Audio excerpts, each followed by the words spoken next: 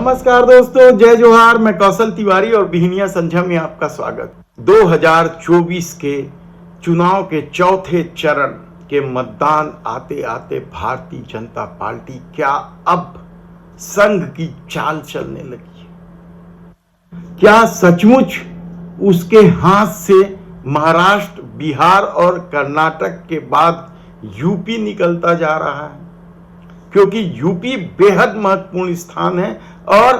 कहा जाता है कि दिल्ली का रास्ता उत्तर प्रदेश से ही जाता है। लेकिन उत्तर प्रदेश की स्थिति बाकी तीनों राज्यों से अलग इसलिए है क्योंकि यहां भारतीय जनता पार्टी लगभग सभी सीटों पर अकेले चुनाव लड़ रही है। हालांकि बिना गठबंधन के भारतीय जनता पार्टी सत्ता हासिल कर ले, यह हैसियत उसकी नहीं बन पाई है, भले ही वह विश्व की सबसे बड़ी पार्टी है। लेकिन महाराष्ट्र, बिहार और कर्नाटक में क्या सहयोगियों ने ही भारतीय जनता पार्टी की लुटिया डुबा दी और अब भारतीय जनता पार्टी क्या उस क्षण को कोसने लगी है जब उसने महाराष्ट्र में सरकार गिराकर शिंदे और अजित पवार के साथ मिलकर सरकार बनाई थी, या बिहार में नीतीश कुमार से हाथ मिलाया था, या कर्नाटक में जनता दल एस से हाथ मिलाया था। तीनों ही जगह सहयोगियों ने ही भारतीय जनता पार्टी की लुटिया डुबाने की कोशिश की, कहा जाए तो गलत नहीं होगा। महाराष्ट्र में पिछले बार यानी 2019 में 48 में से 41 सीटें जीतने वाली भारतीय जनता पार्टी यदि 10-12 सीटों में सिमट रही है, बिहार में भी 40 में से 39 सीटें जीतने वाली भारतीय जनता पार्टी यदि 12-15 सीट पे अटक गई है और कर्नाटक में 29 में से 25 सीट भारतीय जनता पार्टी ने जीती थी और अब दहाई अंक को लेकर भी सवाल उठने लगे हैं, तो क्या इन तीनों राज्यों से ही भारतीय जनता पार्टी को 50 सीटों का नुकसान हो रहा है और वह 303 के आंकड़े से सीधे 250 में पहुंच गई है?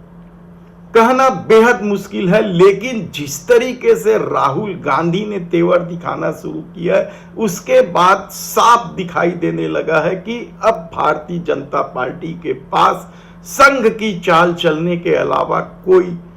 चारा नहीं बचा है। हालांकि संघ की चाल पहले ही चरण के मतदान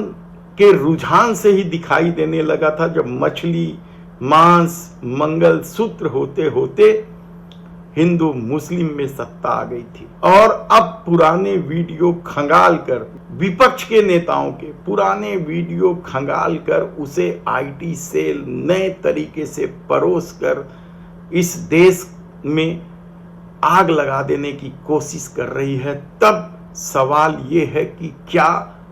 जो झूठ और अफवाह के सहारे नफरत की राजनीति को अंजाम देने का आरोप आरएसएस पर यानी मोहन भागवत के संघ पर लगते रहा है, उसे अब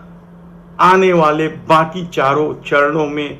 नए सिरे से अंजाम दिया जाएगा, नए कलेवर के साथ पेश किया जाएगा, ताकि लोग इस भुलावे में आ जाए और उनके सामने महंगाई, बेरोजगारी, इलेक्ट्रॉल बॉन्ड में लिए गए चंदे, ब्रिजभूषण शरण सिंह की करतूत, मणिपुर की हिंसा, सब कुछ दब जाए। सवाल ये नहीं है कि 2024 के चुनाव में सत्ता किसके हाथ जाएगी, क्योंकि अब सब कुछ साफ होता जा रहा है। क्योंकि उत्तर प्रदेश में ही यदि भारतीय जनता पार्टी अपने पिछले प्रदर्शन को नहीं दोहरा पा रही है और बहुजन समाज पार्टी के जरिए वोट बंटवारे की मंशा पूरी नहीं हो रही है, तो यकीन मानिए कि राहुल और अखिलेश यादव जिस आंधी की बात कर रहे हैं, क्या उत्तर प्रदेश में सचमुच इंडिया गठबंधन की आंधी चल रही और भारतीय जनता पार्टी 40 सीटों से भी नीचे चली जाएगी? और 2-3 दिनों से जिस तरीके से राहुल गांधी ने ललकारना शुरू किया है और नरेंद्र मोदी की जुबान लड़खड़ाने लगी है, तो क्या उससे हवा का रुख का अंदाजा लगाया जाना चाहिए। 150 बड़े विद्वान, उसमें न्यायाधीश भी शामिल है, पत्रकार भी शामिल है, सब लोगों ने पत्र लिखकर जिस तरीके से अमेरिका या यूरोप में चुनाव होते हैं उस तरीके से देश के प्रधानमंत्री नरेंद्र मोदी और राहुल गांधी के बीच खुली बहस की मांग की है। और इस बहस को राहुल गांधी ने जिस तरीके से स्वीकार किया, वह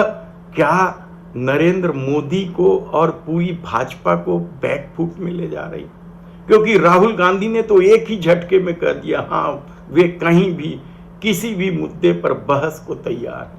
तब क्या देश के प्रधानमंत्री नरेंद्र मोदी को इस बहस में हिस्सा लेना चाहिए, क्योंकि देश की जनता को पता तो चले कि आखिर दोनों नेता चाहते क्या हैं। लेकिन इस सबसे भी अलग सवाल उत्तर प्रदेश का है, जहां भारतीय जनता पार्टी ने पिछले बार अपने सहयोगियों के साथ मिलकर 65 सीटें जीती थी, 62 सीट अकेले जीती थी। 2014 में उससे बेहतर प्रदर्शन था, 19 में कम हुआ तो 24 में क्या और कम हो जाएगा, क्योंकि बहुजन समाज पार्टी